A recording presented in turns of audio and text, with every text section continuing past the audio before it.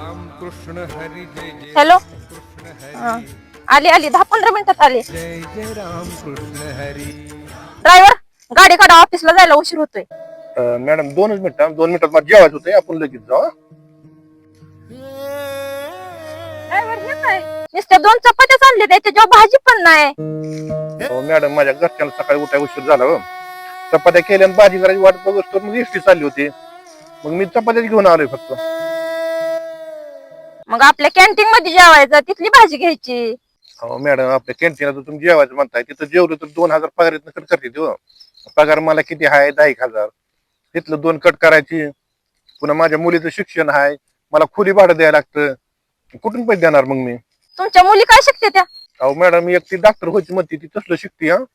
आणि दुसरी आहे ती पोलीस व्हायची हा. ती परीक्षा देते बघा, आणि त्याला सारखं फी भरायला लागते, सारखं पैसे द्यायला लागते त्यांना हो.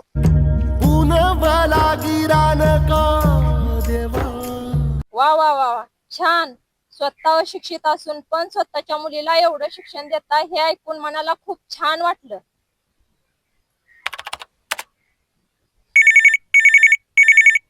हॅलो मॅनेजर, आपल्या ड्रायव्हरची राहण्याची आणि जेवणाची व्यवस्था करा.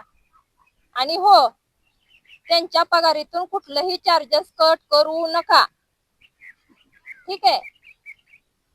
आणि हो, तुमच्या मुलीच्या शिक्षणाला कधीही काही अडचण आली तर बिनधास्त मागा, संकोच करू नका.